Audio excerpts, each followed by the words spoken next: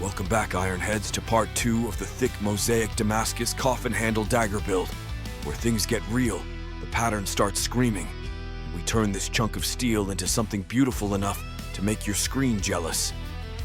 Buckle up, because if part 1 was the sweaty foreplay, this is where the blade finally shows off. We're talking final grinds, mirror polish, handle work, and a pattern reveal that'll have you hitting pause just to stare. Get ready for beauty. The side of sarcasm and sparks. First up, we shape the tang down to its final dimensions and knock off every single sharp edge like they just keyed my truck. Most importantly, that corner where the ricasso meets the tang gets rounded smoother than a politician's excuse. No pointy little landmines allowed there. I also like to round the whole tang or grind it into a nice hexagon shape, because apparently I enjoy making extra work for myself. Why the geometry lesson instead of leaving it square and pissed off?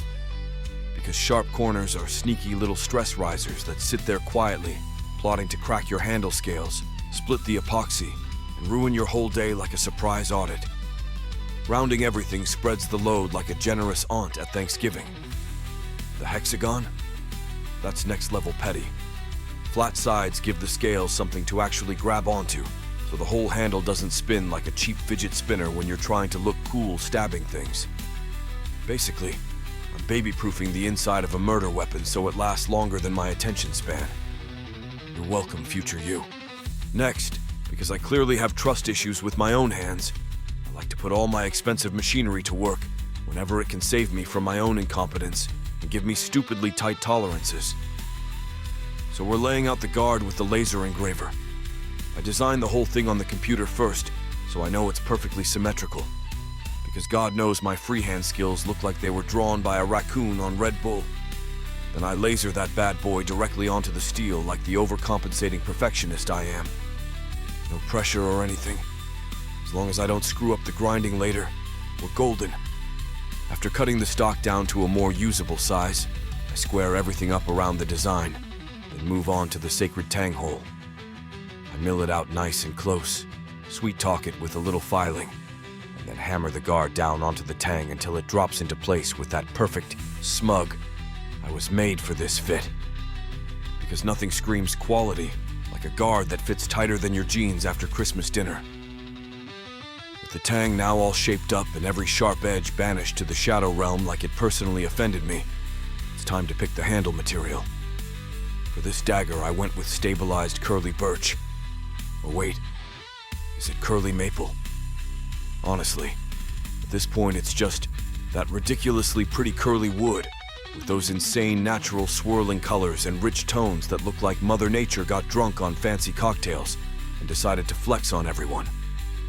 It's gorgeous, borderline show-offy, and already making me feel like the rest of the build better step up its game or get left in the dust. Tang hole drilled without any catastrophic screw-ups, small miracles, and the guard sitting there acting all superior like it belongs on a throne. We now roll up to the part where I take a perfectly reasonable design and yeet it straight into the "why would you do that to yourself" zone. Most people slapping together a coffin handle dagger would just throw on a basic, lazy 90-degree metal cap on top and call it a masterpiece. Adorable, precious, practically beginner hour. Not in this shop, baby. This pommel cap is getting the full, no-compromise 3-angle coffin-top treatment. The real, old-school coffin lid shape, because apparently I looked at easy and told it to go sit in the corner while I make everything 10 times harder than it needs to be. I grab a chunk of steel that's comically thicker than any reasonable human would ever need, because subtlety called in sick today. Fire it up until it's glowing with the kind of rage usually reserved for bad Wi-Fi, and carefully bend in those 3 dramatic angles like directing a metal soap opera. Then it's straight to the mill to sharpen those corners until they're so crisp, clean, and vicious they can probably file a restraining order against dullness. And then, the part I secretly live for, turning the pommel nut on the lathe.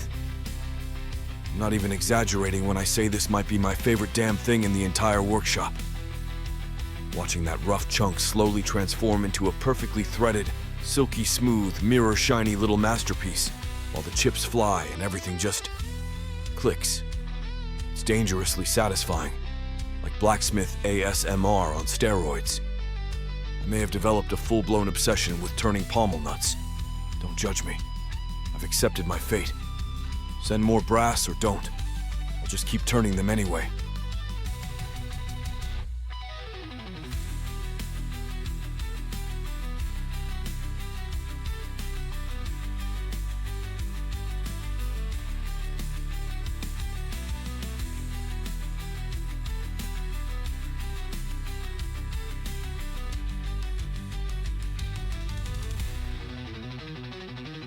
Because the universe loves to punish good vibes right after the lathe orgasm, we now descend into the stage I've complained about in every damn video I've ever uploaded: hand sanding.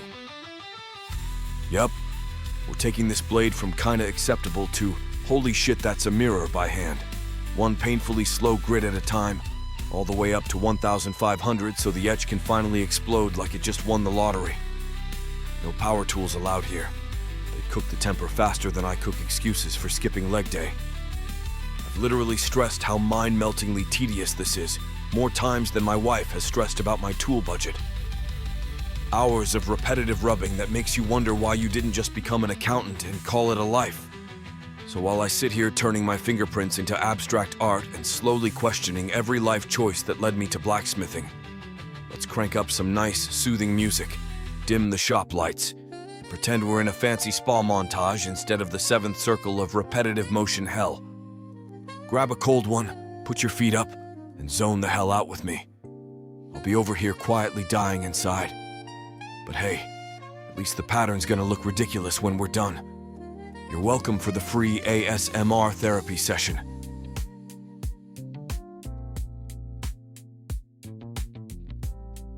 Oh yeah, time for the thrilling paper change. Watch as my fingernail slowly peels the backing off and lines it up perfectly on the sanding block. There we go. That's it. Do it. Now get back to sanding for the next 8 glorious hours.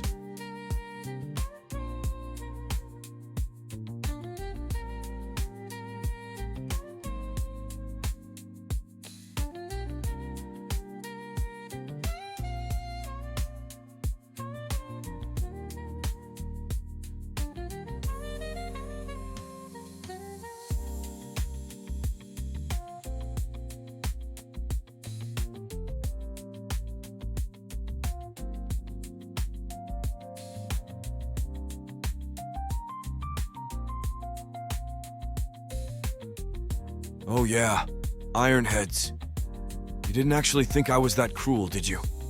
That I was really gonna subject you to the full 8-hour hand-sanding death march in real time? Relax. Still have some mercy left in this black little heart of mine. So we're fast-forwarding through all that soul-crushing repetition, like the merciful overlord I am, and leaping straight into the next glorious chapter, the Great Epoxy Rodeo. First, I turn into a Vaseline-slinging psychopath and coat everything I don't want permanently married to the epoxy. Tang, guard, pommel nut, my hopes and dreams, you name it. Then I flood the inside of those gorgeous curly wood scales like I'm trying to fill a sinking ship, slam them down over the tang, clamp everything down tight, and pray it all sits exactly where the gods intended. But because I'm not a total sadist, we're skipping the actual gluing montage entirely. Instead, we jump right to the dramatic, please don't be glued forever moment, yanking the whole handle back off to make sure the Vaseline actually pulled its weight and nothing turned into a tragic one-piece paperweight. Yeah, I still pin a bunch of my handles, but on fancy multi-part builds like this coffin dagger, the Vaseline plus epoxy combo is straight up genius. Once that epoxy cures, the wood is literally molded to every single curve and corner of the tang, like it was 3D printed around it. Zero movement, zero wiggle, zero.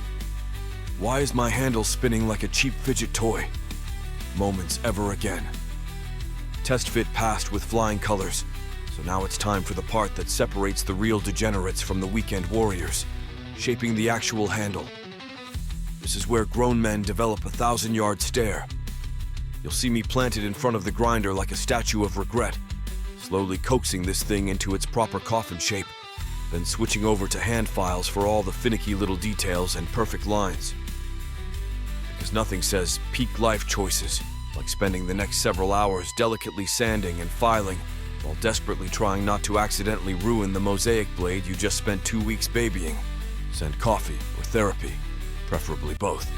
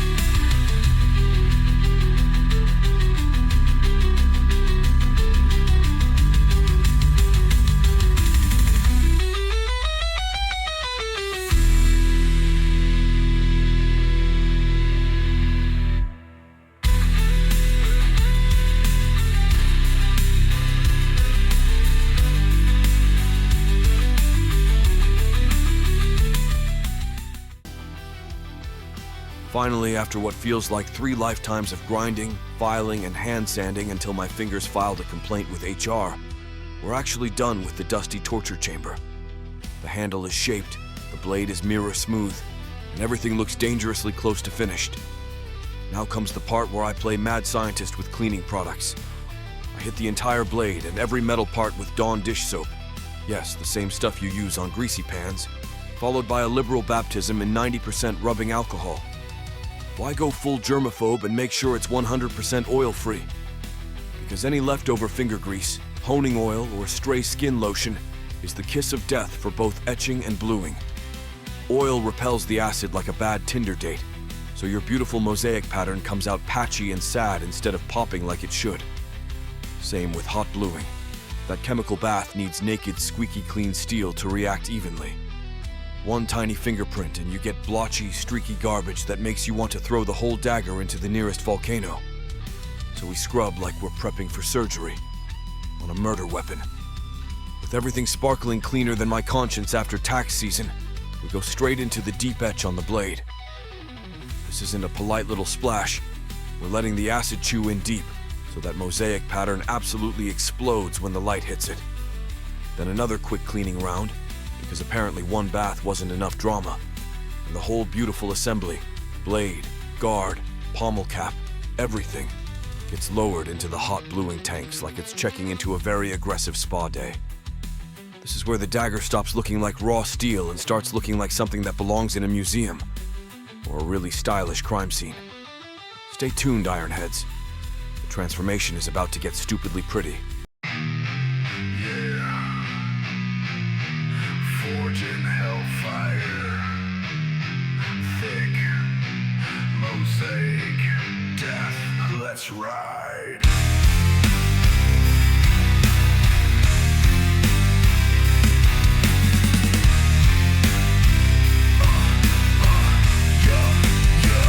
Mosaic starburst exploding like the devil just broke through. Thick as a motherfucker, double edge. Diamond cross-section put a smile on death's face. Hot blue, blacker than midnight, nickel lightning cracks. Polished as silver till the whole blade attacks. Coffin handle rising, curly wood gone insane. 3-angle pommel cap driving everybody insane. Ironhead's monster, your final overlord. When that point drops low, motherfuckers hit the floor. Ain't here to Julian, ain't here to play nice. Built for the thrust and the cold final bite.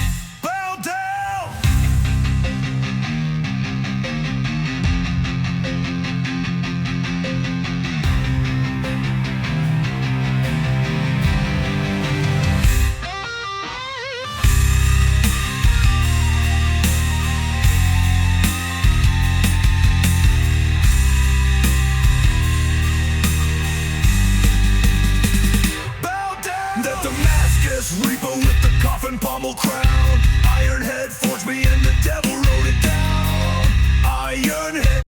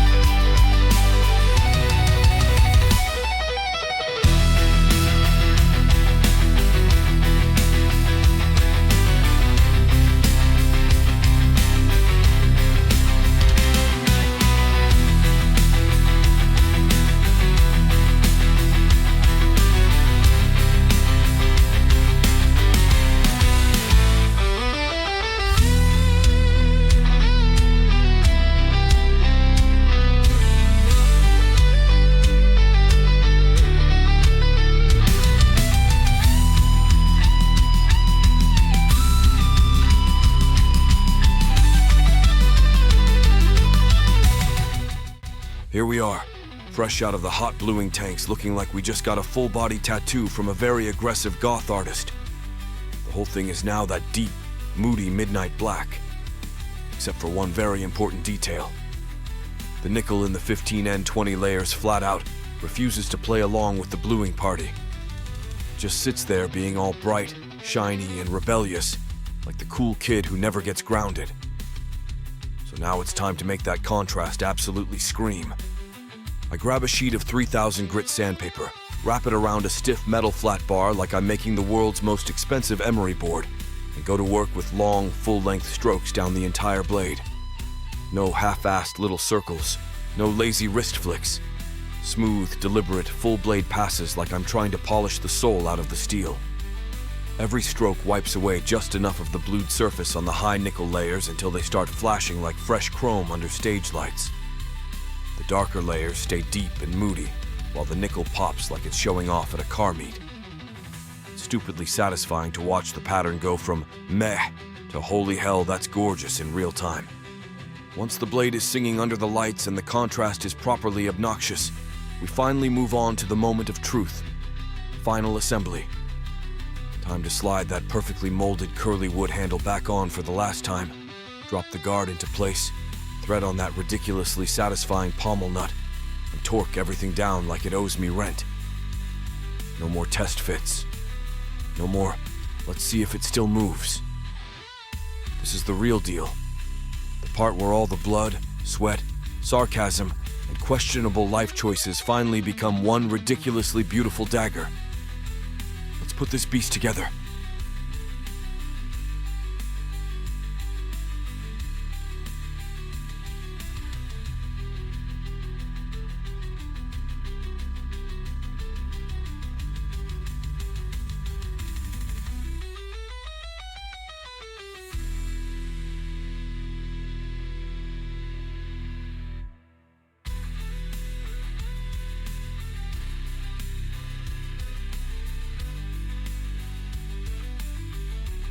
Here we go, Ironheads. We're literally 2 seconds from final assembly when my brain finally wakes up and screams, "Wait a minute, you absolute genius." Because this is a dagger, not some one-sided poser knife. I've got double the edges to sharpen. Twice the fun, twice the chance to ruin everything with one sleepy brain fart. So before I touch a single belt, I tape the ever-loving hell out of this beautiful mosaic blade, like I'm wrapping a Christmas present for a toddler on espresso. Every inch of that polished, blued, nickel-popping glory gets covered in blue painter's tape. Why? Because the last thing I want is one careless grinder kiss, or an accidental drop turning my masterpiece into back to the 1500 grit hand-sanding hell speed run. Nope, not today, Satan. Quick public service announcement for all you future dagger makers out there. Daggers aren't really about being scary sharp like your favorite kitchen cleaver. They're about being stupidly pokey. Point is the star of the show. The edges just need to be clean and mean enough to get in and stay in. So my process is simple but relentless. I run through a whole parade of belts, stepping down until I hit 600 grit. Nice and toothy, exactly where I want it. And unless the customer specifically wants a slashing dagger, which is a whole different personality disorder, I keep it classic. On the last couple belts, I loosen the tension and let the belt go slack, so I can roll a beautiful little appleseed edge profile.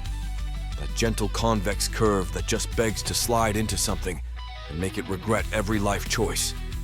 Once that's done, I hit it with a wet stone for that final extra bite. Because why not make the point even more disrespectful? But yeah, focus is stabbing, not sushi slicing. This thing is built to make bad decisions permanent, not julienne vegetables. Tape still on, edges now properly vicious. Alright, now we're finally ready for the grand finale. Final assembly. Let's make this thing whole.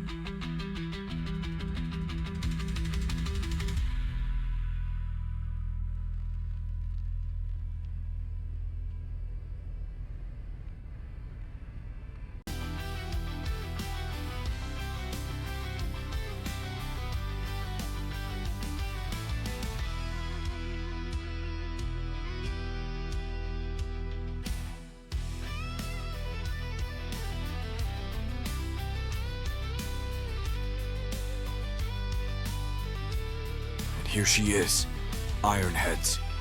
The finished Mosaic Damascus coffin handle dagger, fully assembled and looking like pure sin wrapped in elegance.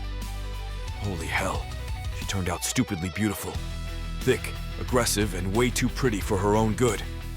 That deep, moody, hot-blued finish, the rich, stabilized curly wood, the bold, three-angle coffin pommel cap. Everything just screams, I will ruin your day and look better doing it than you ever will. But the real showstopper? That Mosaic Damascus. Move it around and watch the pattern shimmer and explode in the light. Those bright nickel layers flash like lightning trapped in steel, popping silver against that dark background in ways that honestly don't look real. One angle it's dark and menacing, the next it's a full-on fireworks show. I've been staring at it like a creep for the last hour. Here are the official specs on this absolute unit. Blade length, 13.5 inches. Handle from guard to pommel top, 4.5 inches. Overall length from tip to top of pommel, 18 3/4 inches. Blade width, 1 9/16 inches wide. Blade thickness, 21 64ths of an inch at the ricasso, tapering down to 5/16 of an inch 2 inches from the tip. She's riding in this absolutely killer custom sheath handmade by Junior's Leatherworks. That deep red tooled leather with the wild mosaic peeking out. Chef's kiss. Perfection. So hit me in the comments. What's your favorite part of this dagger? The exploding mosaic pattern? The thick, beefy build? The coffin handle flex? Or the whole damn package? And be honest, would you actually carry and use her? Or is she too nice to leave the safe? If you enjoyed watching this build come together from raw billet to finished weapon, do me a massive favor and smash that like button. Subscribe if you haven't already, and share this video with your knife-loving degenerates. The channel is getting suppressed by the algorithm high-ups that believe they know what is best, so every like, comment, and share actually helps a ton.